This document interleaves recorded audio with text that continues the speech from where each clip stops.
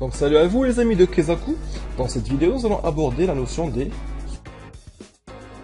On va aborder les suites de Cauchy. Donc qu'est-ce qu'une suite de Cauchy? Donc mathématiquement, une suite de Cauchy a été inventée par le mathématicien français Cauchy et elle est définie par la propriété suivante. Donc la définition d'une suite de Cauchy est la suivante. Limite lorsque n tendra plus infini, pour P et Q assez grand, le sup de UP moins UQ égale à 0. Donc ça se traduit avec les quantificateurs universels de la façon suivante. Autrement dit, on pourrait l'exprimer aussi de la façon suivante.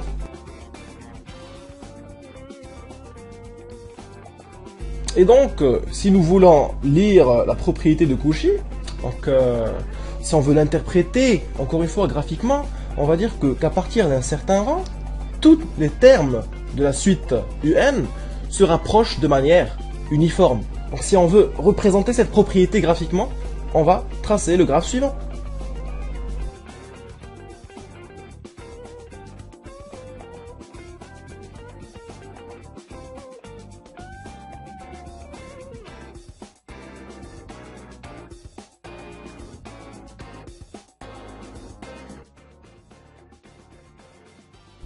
Donc, interprétons graphiquement. Donc, qu'est-ce qui se passe?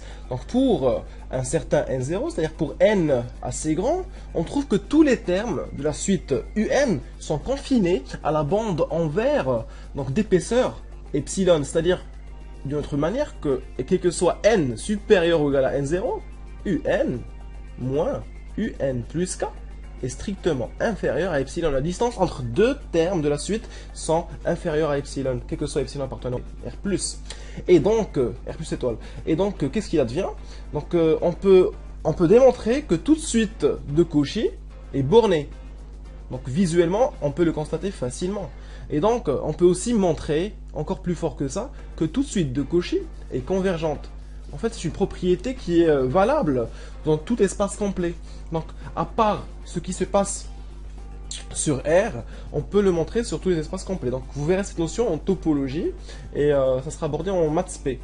Et donc, une fois qu'on a montré que toute suite de Cauchy est bornée, on peut montrer que toute suite de Cauchy est convergente. Réciproquement, toute suite convergente est une suite de Cauchy. Et donc, attelons-nous à ces questions et essayons d'y répondre. Allez. Donc, première question. Donc, pour répondre à cette question, on va tout simplement appliquer la définition de la limite d'une suite convergente. Donc, si UN est une suite convergente, alors UN tend vers un certain L. C'est-à-dire qu'il existe un certain N0 appartenant à N, quel que soit N supérieur ou égal à N0, UN moins L est strictement inférieur à, on va dire, epsilon sur 2. Vous allez voir pourquoi.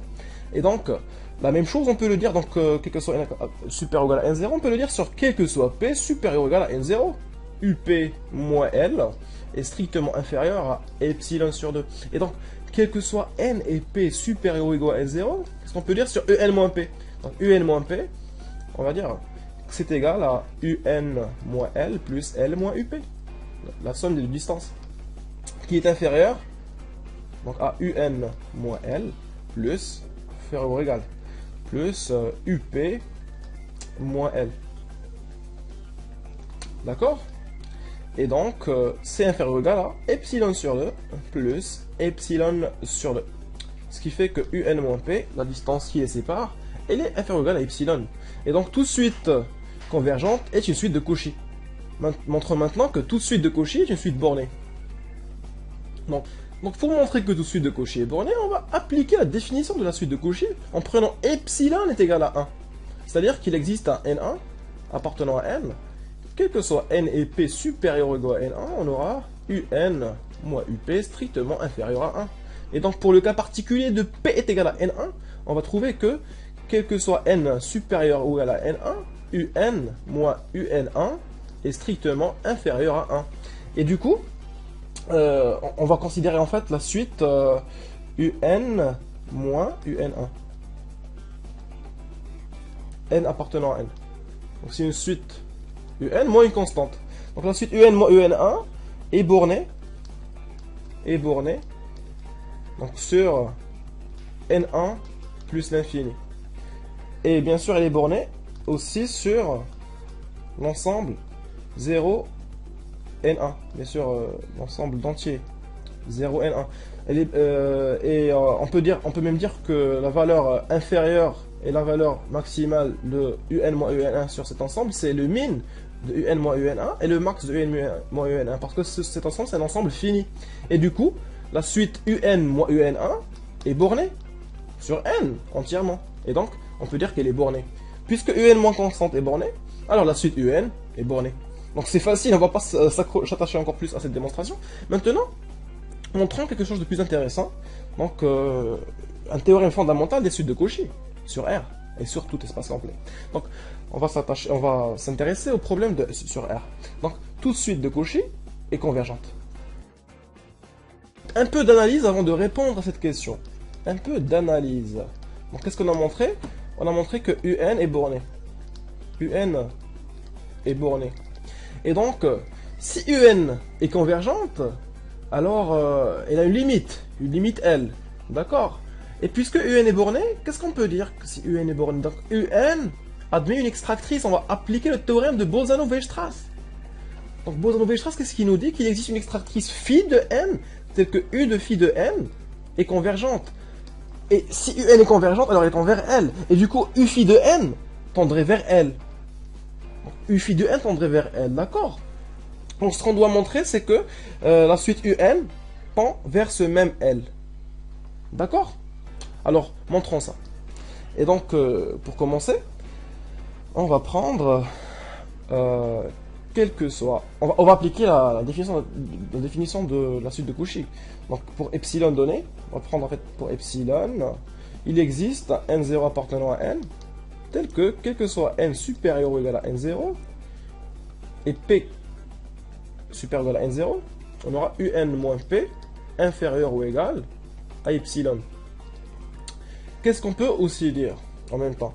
On peut dire aussi en même temps que la suite u phi de n est convergente. Donc il existe un certain n1 appartenant à n, tel que, quel que soit n supérieur ou égal à n1, u de phi de n moins l est inférieur ou égal à epsilon. Donc puisque je dispose de ces deux inéquations, donc déjà je vous rappelle quel est notre but. Notre but est de prouver qu'à partir d'un certain rang, c'est-à-dire qu'il existe un certain, je vais l'appeler grand N, quel que soit n supérieur sur grand N, je veux que un moins l soit inférieur ou égal à epsilon. C'est ça mon but. Et pour y parvenir, je dispose de ces deux inéquations. Donc ces deux inéquations, je peux en tirer profit, je peux les exploiter en écrivant un moins l, c'est égal à un moins u phi de n, plus u phi de n moins l. Et donc pourquoi j'écris ça? Parce que je sais qu'à partir d'un certain rang, ce nombre-là soit inférieur ou égal à epsilon. Bon, epsilon sur 2 et epsilon, on y viendra après. Et que ce nombre-là, lui aussi, il sera inférieur ou égal à epsilon. Pourquoi? Parce que phi de n, c'est une extractrice. C'est-à-dire de n sera supérieur ou égal à n. Car phi, c'est une fonction croissante strictement de n à n. Donc vous pouvez montrer facilement par récurrence que phi de n est supérieur ou égal à n. Et donc en revenant à l'inéquation numéro 1, je peux remplacer le p par le phi de n. Parce que si n est supérieur ou égal à n0, alors phi de n est supérieur ou égal à n. Et donc phi de n est supérieur ou égal à n0. D'accord? Donc réécrivons 1 et 2. C'est-à-dire qu'il existe n0 appartenant à n, quel que soit n supérieur ou égal à n0, u de n, moins u de phi de n, et c'est inférieur ou égal à epsilon. Et la même chose pour n1, quel que soit n supérieur ou égal à n1, u phi de n est suffisamment proche de l d'une distance de epsilon. Donc en prenant le n2, c'est égal au max de n0 et n1, qu'est-ce qu'il advient? Donc il advient tout simplement que les deux propriétés sont valables, c'est-à-dire quel que soit n supérieur ou égal à n2, donc à la place du epsilon, je vais rendre ici epsilon sur 2. Donc quitte à reprendre ma démonstration depuis le début en considérant epsilon sur 2. D'accord? Epsilon sur 2. Et donc, qu'est-ce que j'obtiens?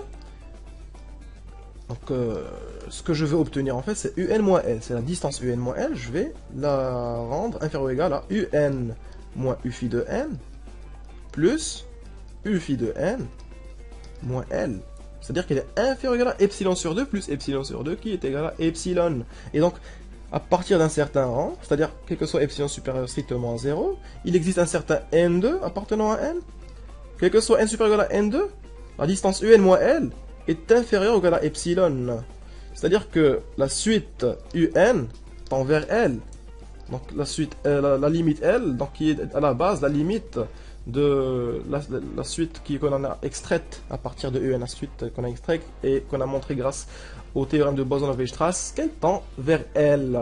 Et donc qu'est-ce qu'on a montré? Que toute suite de Cauchy est une suite convergente. J'espère que cette vidéo a été à votre goût et j'espère vous revoir dans de nouvelles vidéos de Kezaku.com.